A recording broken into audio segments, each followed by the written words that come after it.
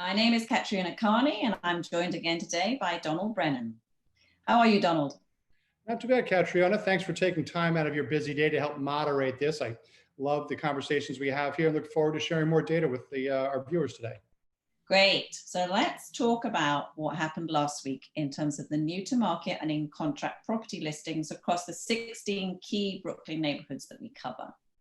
Our report covers the properties below 2.25 million and separates out those properties above 2.25 million that we call the luxury market. Of course, we're going to talk about co-ops, condos, and townhouses so that we cover all the interest points of the people that are listening. So let's go straight in. So what were the notable changes last week versus the week before, Donald? Yep, so quite a few changes actually. Below the $2.25 million threshold 2 weeks ago, 93 listings entered the market. And last week, only 61 new listings came to market, which is a 34% difference, obviously. The activity and the in-contract side mirrored that as well. We went from 75 deals going into contract 2 weeks ago to 49 last week, again, a 34% difference. And the bulk of the activity actually has shifted a little bit higher week to week. So last week it moved up a little bit, and the majority of activity was in the $800,000 to $999,000 price range.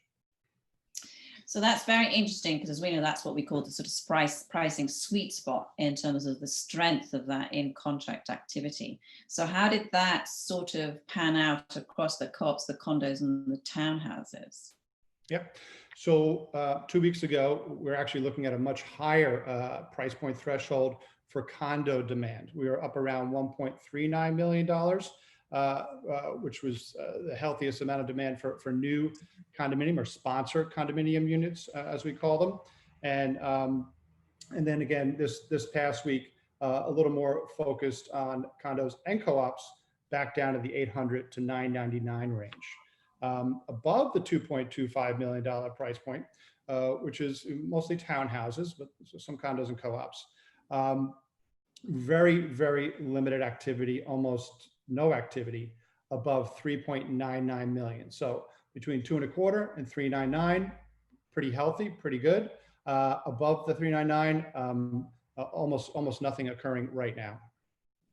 Interesting, very interesting. So in that Brownstone Brooklyn townhouse market, in terms of the new to market and the in contract, what sort of signals are we seeing in terms of pricing?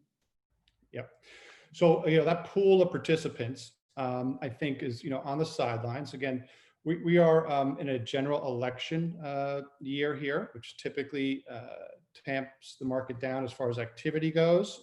It's kind of been a very simple reoccurring every 4 years where this is much muted activity. So no surprise there. So a lot of sidelines participants there in those price points. Some submarkets like Brooklyn Heights, a little too much inventory, which was actually a dynamic that was now 2 years running by our calculations. So pre-pandemic, where more sellers than typical that I've seen over the last 25 years in that neighborhood.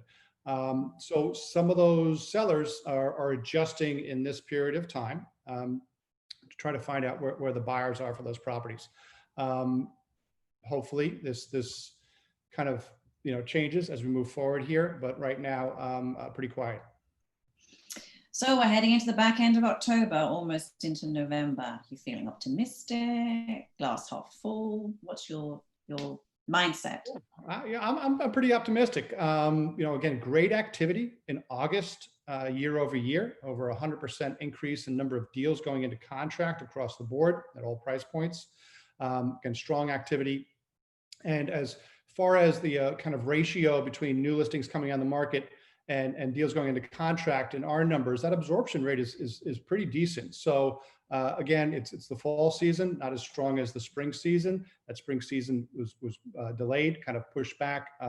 So a little bit of pent up demand happening at certain price points. Interest rates are fantastic, obviously, for first time buyers or any buyer. So anybody think about entering the market, they've made those moves.